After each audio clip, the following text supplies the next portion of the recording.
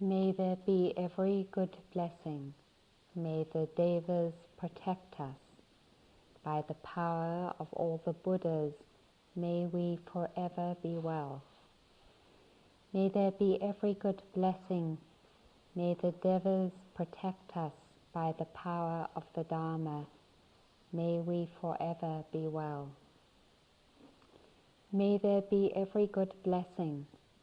May the Devas protect us. By the power of all the Sangha, may we forever be well. Beautiful, isn't it? From the Abhaya Parita, the metta chant.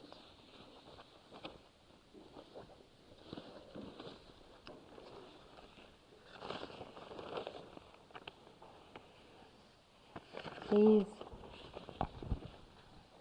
are pictures of some of the thousands of young people who murdered or raped and are sitting on death row.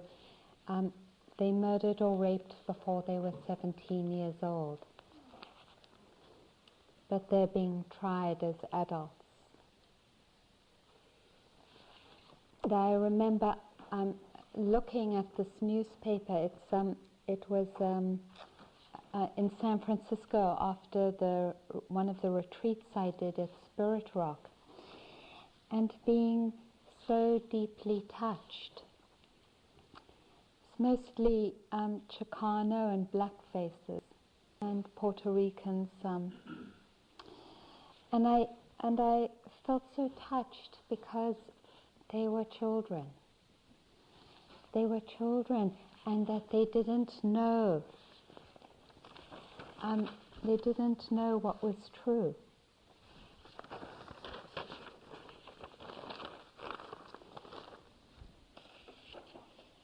No different in a way. No different in a way from us. Beings who were driving in the dark, and we often are driving in the dark without headlights, unable to see our way. And often we ask ourselves, and many people have been asking the same questions for thousands of years, and they ask the Buddha that question: what is true? How do I know what's true? And what is there to tell us? And these young men really join us in that question of still searching inside of us and searching in our lives for what really is true. In the times when we feel despairing, in the times when we're involved in a horrible fight with someone that we love or that someone we don't like, what's true? In the times that we're sitting here and feeling bored, and in the times we're like, what am I doing here? You know, what's true? And really that question seems like it is a question that is at the very heart of our life and resounds through our lives. And unless we're able to meet it, we might end up in some way or another as led astray as these young men who, like us, have the potential for finding their beauty, but couldn't see in the dark.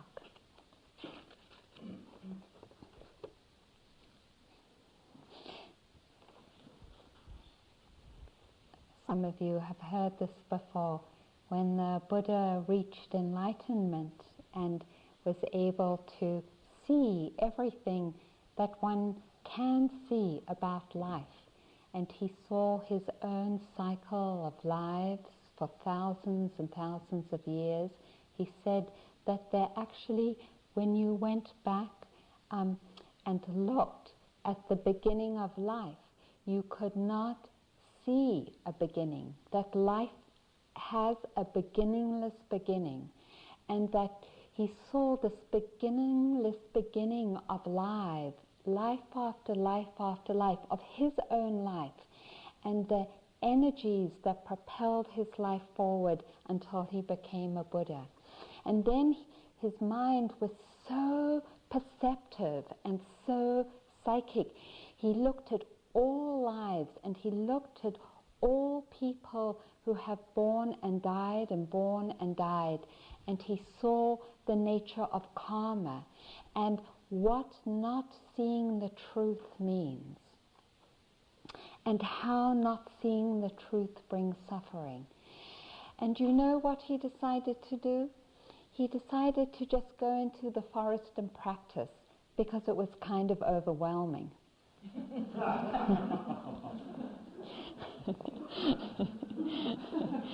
And then this yet another deva, another angel from the heavenly realms, came down and said, "Won't you take pity on us, because we can't see the truth? Won't you take pity on us and teach?" And you know what? The Buddha said no. He said, "It is so thick. I see people here. I see people, millions, trying to be happy and doing the wrong thing in that search for happiness. Actually, I see millions of beings searching for truth and happiness, and not only not finding it, but ending up imprisoning themselves more and more with suffering. And I can't do it." And the Deva, who was persistent, asked him again, and he said no again. And the Deva asked him again, and the Buddha said, "All right."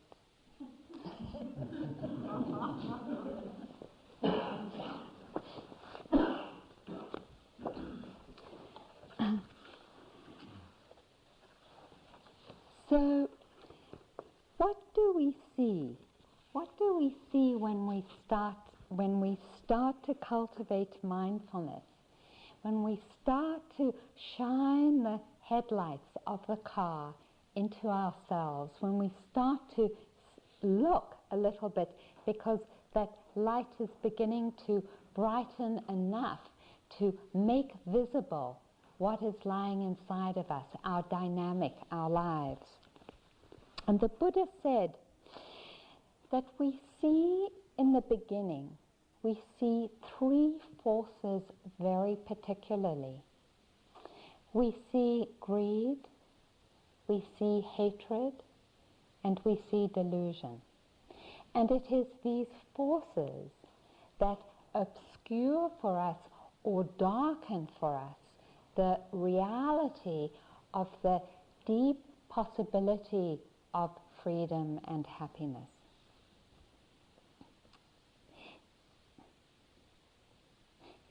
They're like, I'm trying to come up with an image that isn't so traditional. It's like cotton candy.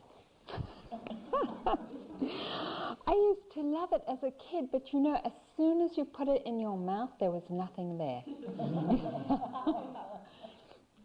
It was very seductive. It was pink, it looked great, it smelled great. You really wanted it, and my mom was forever saying, "No, you can't have it." And I only got it when some other mother took me to the fair.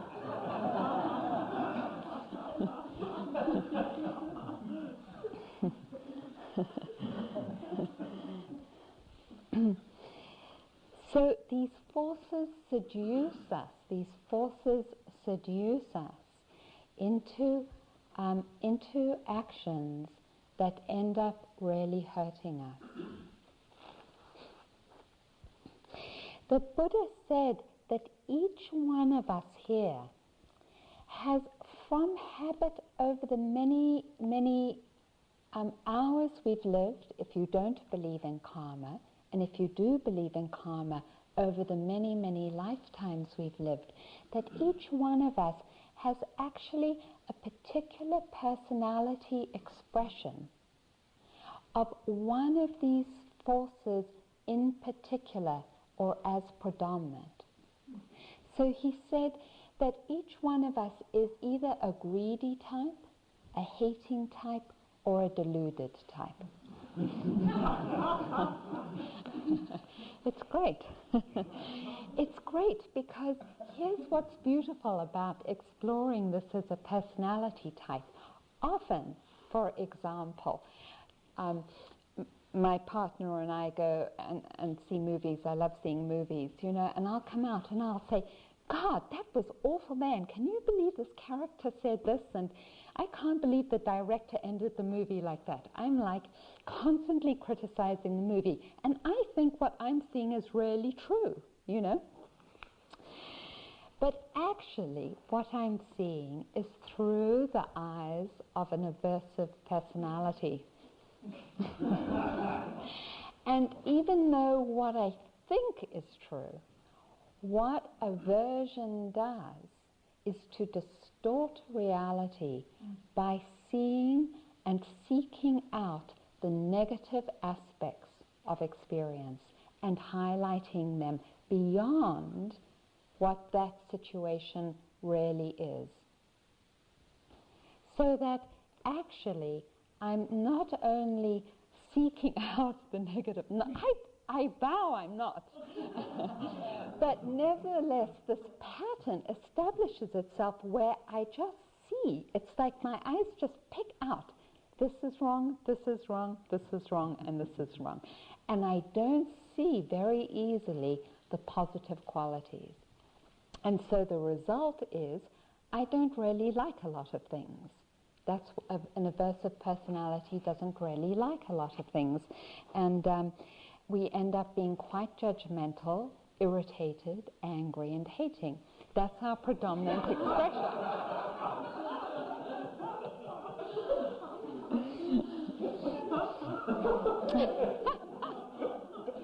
It's so fun getting to know yourself. We're compatible as teachers because we're both aversive types.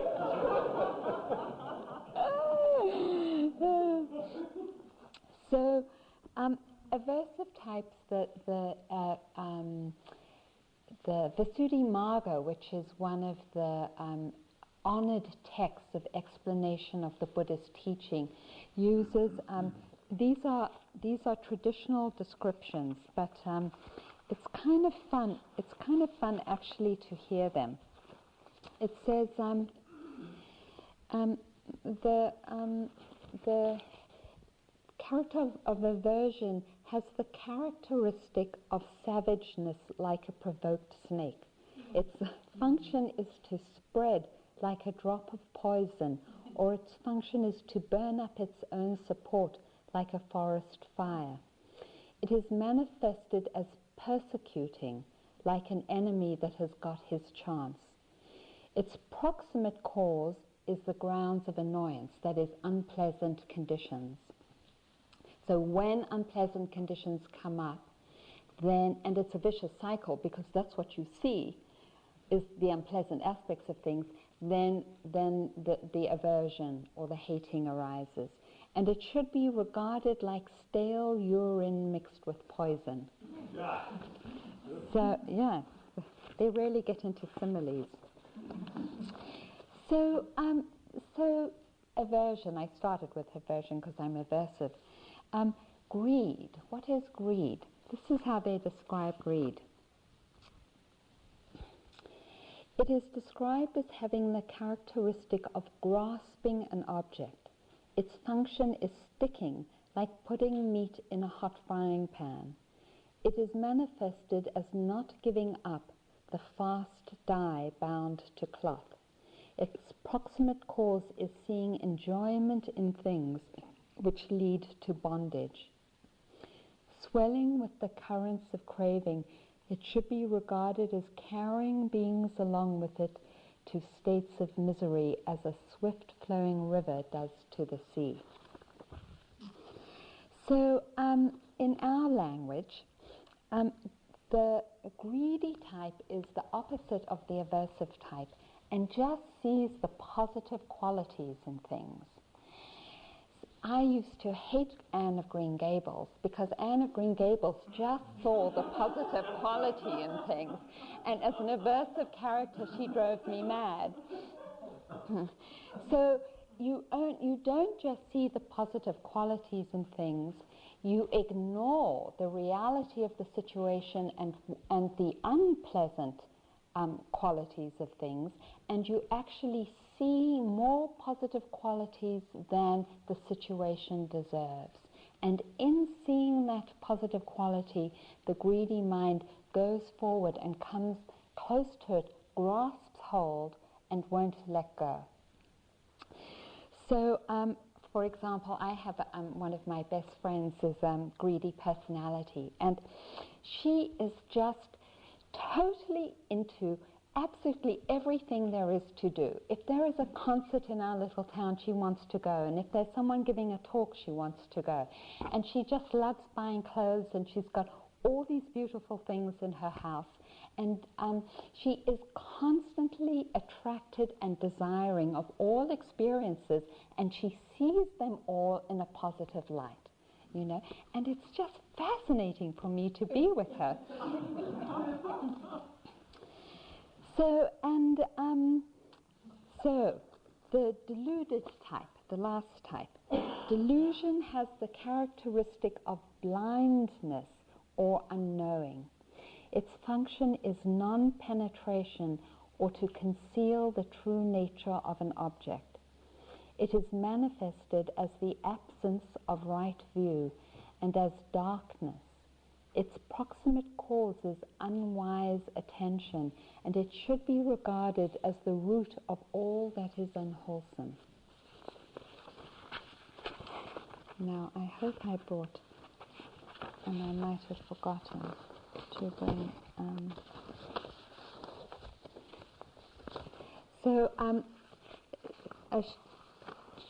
here. So I want to read you a story of a deluded type. This is from Sharon Salzberg. As I walked by the place where I usually park my car, I noticed that the car was gone. I thought, that's strange, my car's gone. Why is that?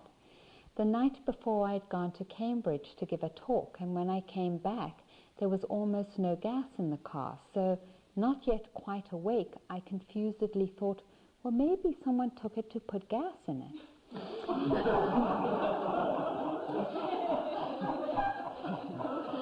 I went into the staff dining room, and the first person I saw was the staff person who, of anyone, was the most likely person to have taken the car.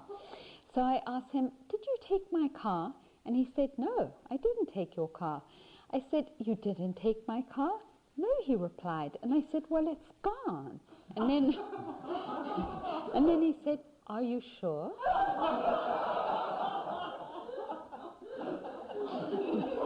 Well, a car is quite a large object. So I said, it really seemed to be gone. It looked altogether gone, but right away I started to doubt myself. I thought, maybe it was there, and I just walked by it and didn't notice it. Then a friend who had overheard this exchange said, you know, you probably just lent it to somebody and you forgot. And I said, of course I probably forgot. Then I thought, who could I have lent it to? I couldn't think of anybody, so I spent much of the morning wondering what had happened to my car. When I went to lunch, another friend walked in and I asked her, did you take my car? And she said, no, I didn't take your car. Just then Joseph walked by and said, oh, I know what happened to your car. I asked, what happened to my car? He said that he had lent the car to someone who needed it urgently. No other car was available, and there hadn't been an opportunity during the morning to tell me about it. This whole exchange reminded me so much of the classical Buddhist system of personality types. In this system, I am what's referred to as deluded. And I realized that my reaction to what had transpired with my car was a perfect manifestation of that sort of personality. For one thing, deluded types don't do well early in the morning.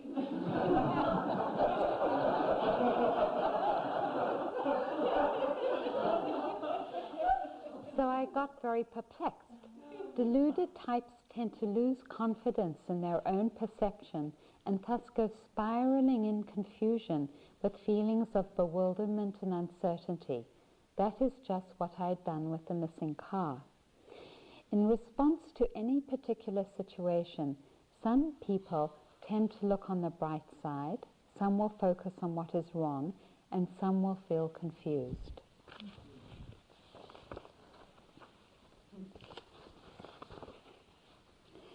So then the Visuddhimagga goes into some more detailed description, and I just thought I would read a little bit of these different types. So, and they give these. It's kind of fun.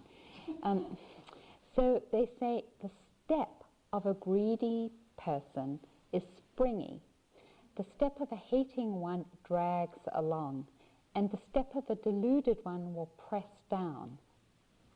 The stance of a greedy temperament is confident and graceful. That of a hating temperament is rigid, and that of a deluded temperament is muddled. Likewise in sitting. And one of greedy temperament spreads her bed out unhurriedly, lies down slowly, composing her limbs, and sleeps in a confident manner. When woken, instead of getting up quickly, she gives her answer slowly as though doubtful. One of hating temperament spreads her bed hastily, anyhow, with her body flung down, and sleeps with a scowl. When woken, she gets up quickly and answers as though annoyed. Now, I think that's true. I wake up really irritable. One of deluded temperament spreads his bed all awry, sleeps mostly face downward with his body sprawling. When woken up, he says, By the action.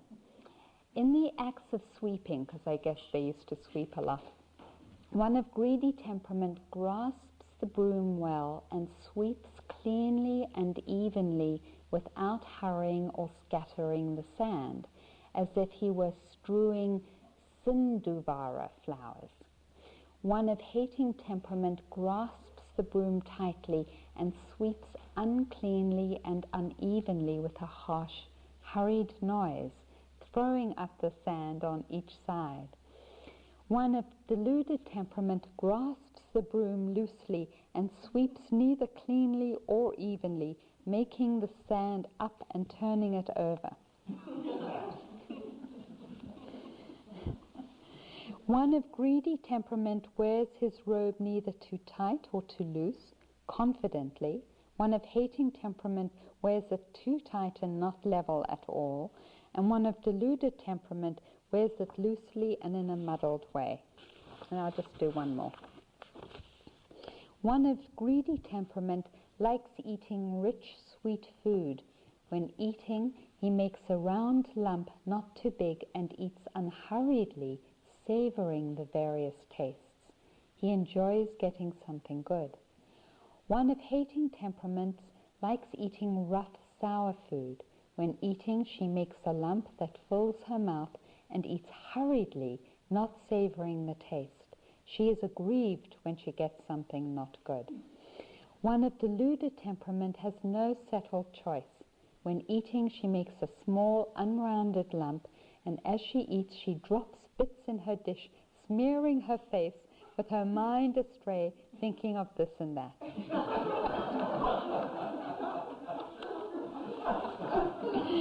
It's so funny, isn't it?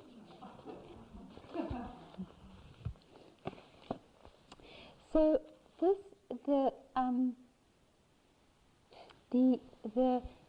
personality types permeate our whole way of being.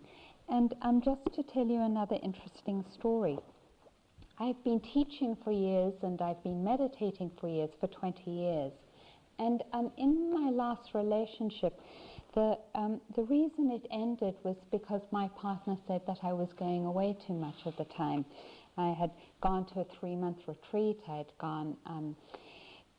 was training with my teacher, so I was teaching with her, and I was away a lot. And when she challenged me, it just felt totally justifiable to me to say, well, I know what I'm doing is right, and what I'm doing is totally beneficial, and if you can't support me, then, we can't dance together. And it took me deepening in my practice to see that for me, one of the ways that hating temperament expresses itself is not actually being able to hang around, because it's aversive, and so it's always pushing away at things. And that in a very subtle way, one of the challenges of that I'm faced in my intimate relationship is actually staying present and not just striking away and creating distance between myself and all the things around me, because pushing away is the expression of a deluded of an aversive personality. So the way, now it's different for, I don't think that's necessarily true for all of us, but the way that we can come to know these personality traits, it actually expresses itself, or can express itself, in all aspects of our relationship, and it becomes very subtle. And so what's beautiful about starting to investigate ourselves as a personality type is that we start to be able to see that repetitive pattern of our mind and the way that it will take particular stories, like I'm a teacher, of course I have to go away as often as I do, and use it to rationalize the deluded motion that's present as an aversive personality. One of the challenges that my friend who's greedy is, now she's not present a lot in her relationship. Her partner has the same challenge as my partner, but for her it's because she is so attracted to wanting to do all these things all the time. She is so caught by this and this and this that she ends up not being able to spend that much time with her partner. So it's the same challenge in terms of intimacy, but the expression of it is held by our particular temperament. So now it would be that I could talk about the deluded personality, because my partner's deluded, but then recently she said, don't you go talking about me in your Dharma talks.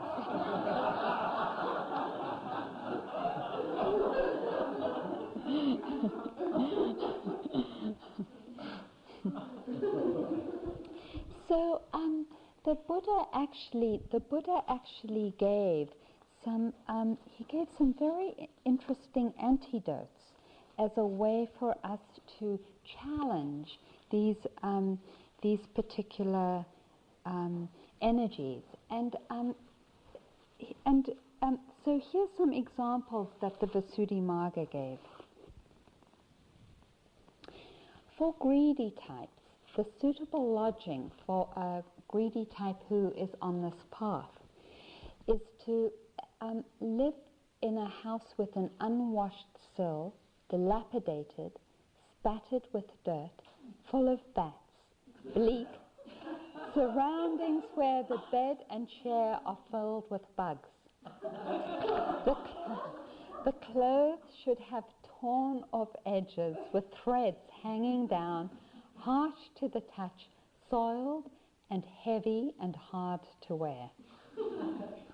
The bowl or utensil should be disfigured, heavy and misshapen, food should be gruel and rice, but served casually, as if putting a cow in a pen. The right kind of rice should be poor, broken rice with stale buttermilk.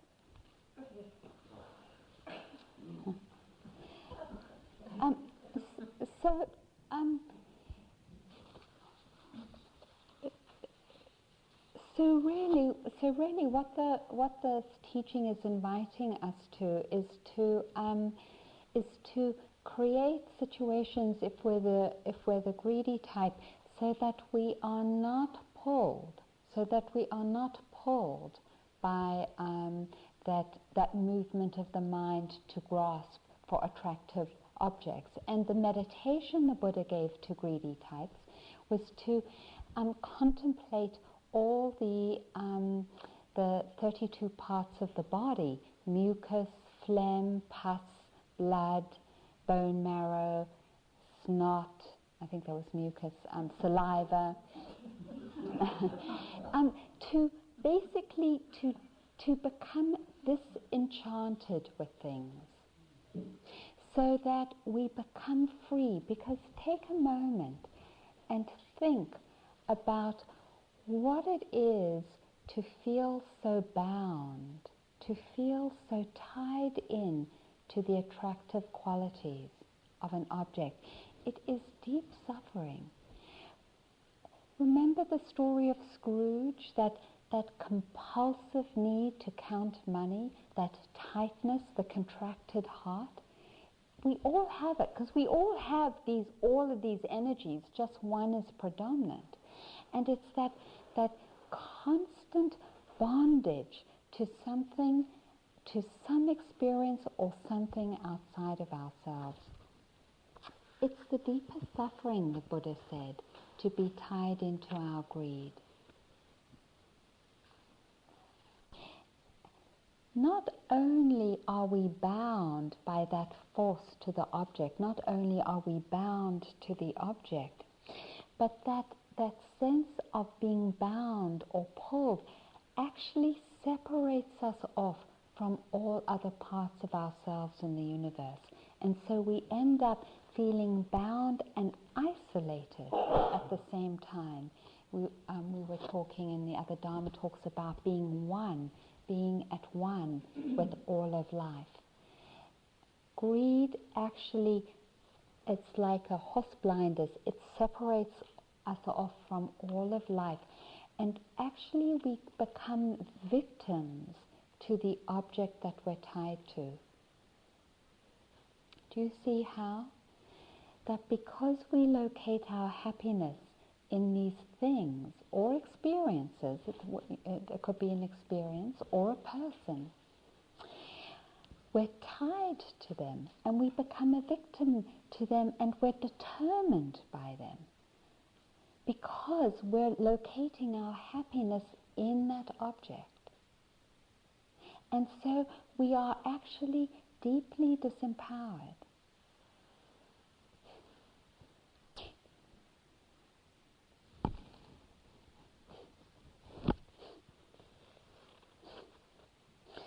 So,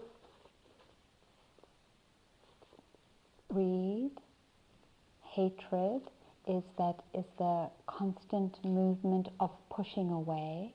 It is also isolating. It is a contraction of the heart and mind that cannot feel the connection to all other things because it is in the state of aversion and contraction.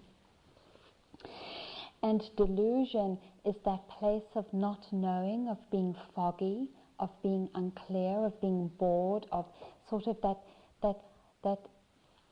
lack of energy and lack of direction, where you just feel you're sort of floating and pushed by the currents of your friends, by what's happening around you, it's as though you were a boat in the ocean and you were rudderless.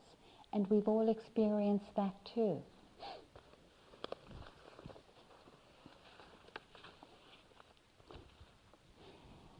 So, mindfulness is so beautiful. Mindfulness is the deepest blessing that a human being has, because mindfulness has the capacity to see these patterns and to see that they're not true.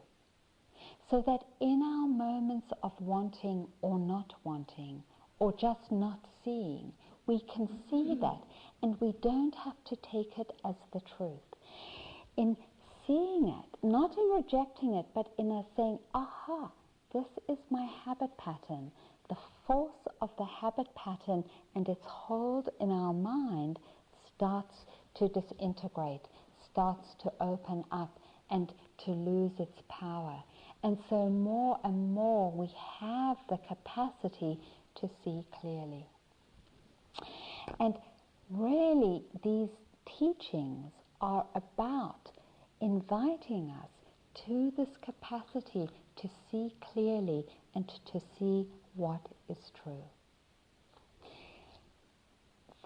There is no greater suffering than not seeing what is true, and these young men represent that. And it's not only do they represent it actually in their lives, but they represent all those forces in our lives that over and over again get confused and think, by expressing our anger, by getting seduced into one of our addictions, by allowing ourselves to hang out in that fuzzy, deluded, not knowing space, that what we are doing is serving ourselves when actually we are not.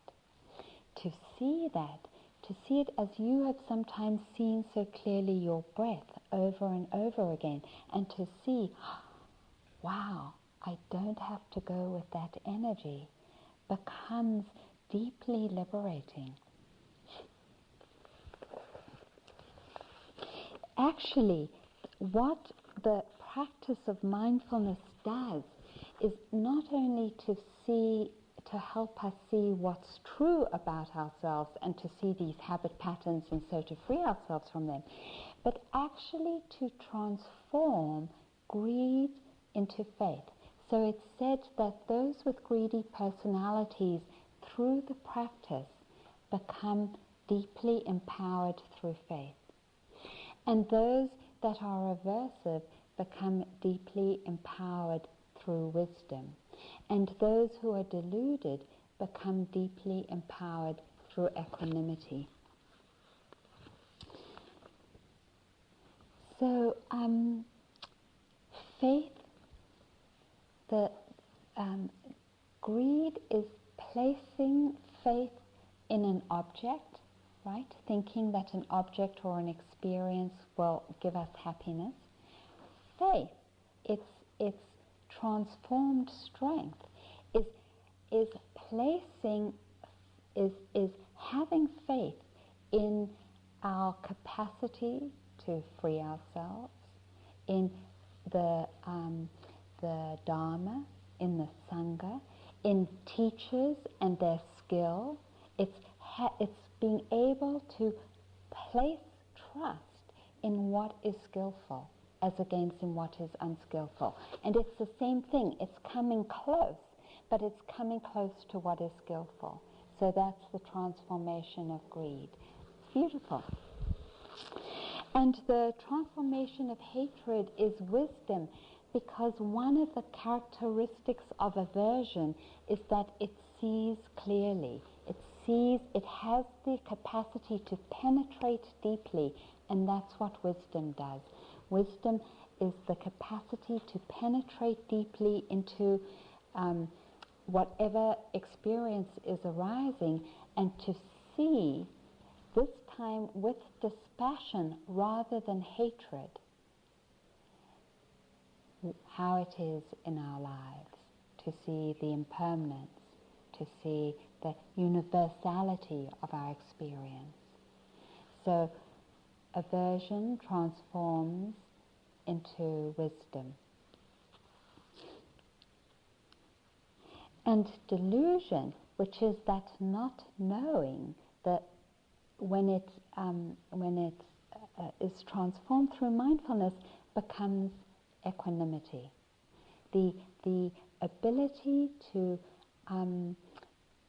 remain centered and even-minded despite all the changes of life, despite pleasant situations and unpleasant situations, the different winds of fortune, fame or disrepute, all the different things that happen in our life. Delusion of that not knowing becomes an even-minded and stability like a mountain, unmoving in equanimity.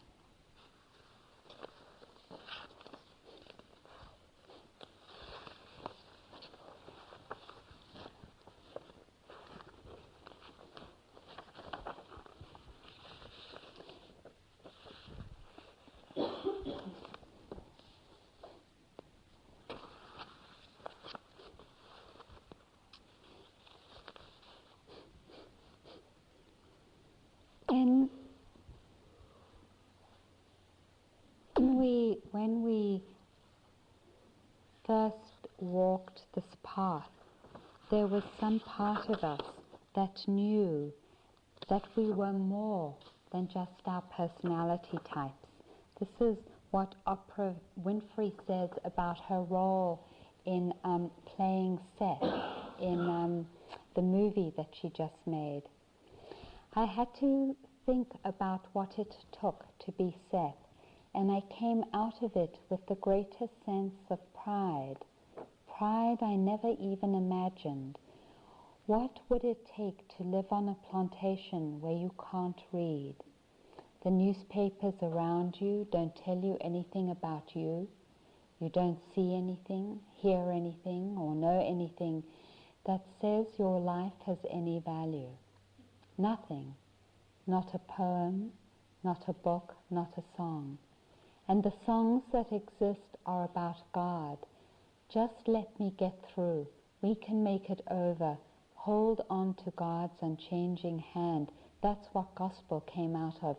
The need for something to hold on to, a belief that something is bigger than yourself. So what would it take to have the kind of spirit and will to say, I am better than this? I don't know if I would have had that, the will to take my children and to run and not know where I'm going. To say, I'm going to go north, but which way is that? Freedom is north. Which way is that? I don't know how long it's going to take me to get there, and I don't have shoes to run or food or know whether there will be water along the way, but I know I'm better than this.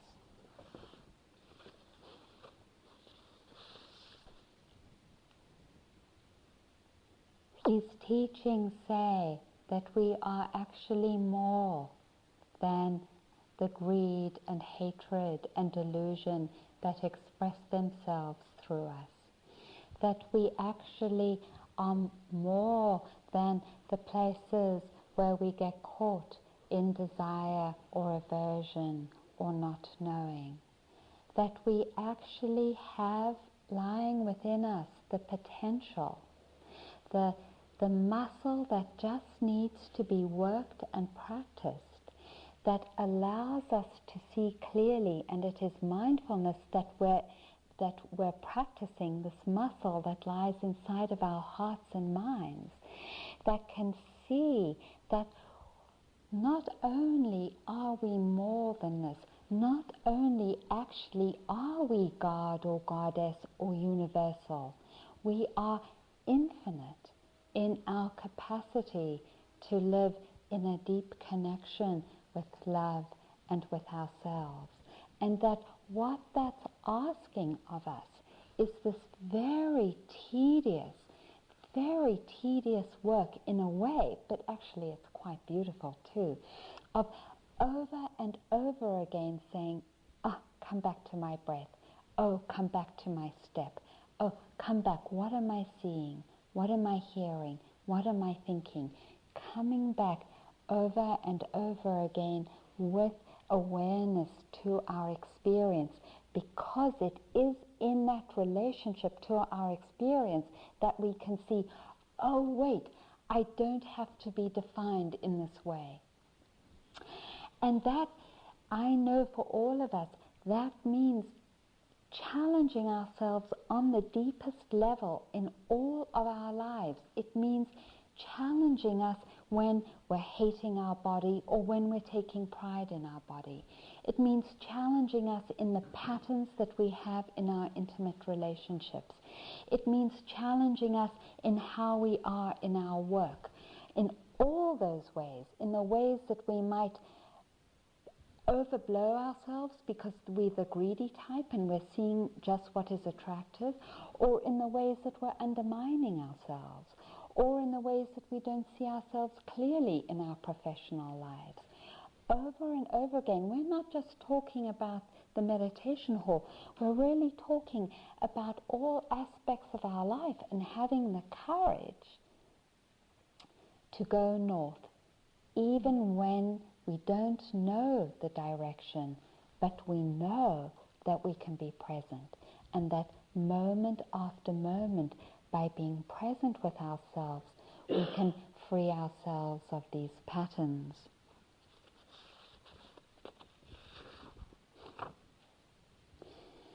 And I thought over again my small adventures as with a shore wind I drifted out in my kayak.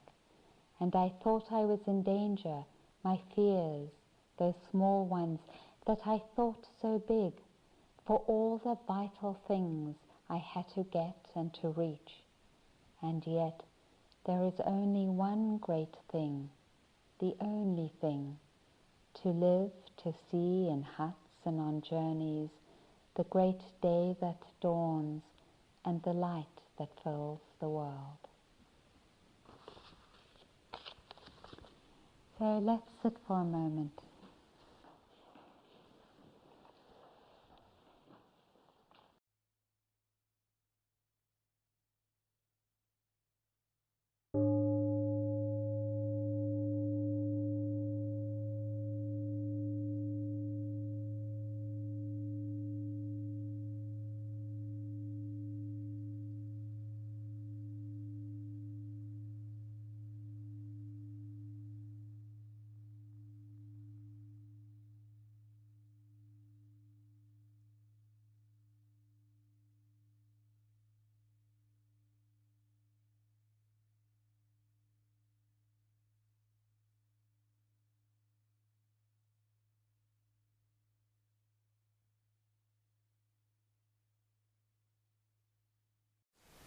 Thank you for listening.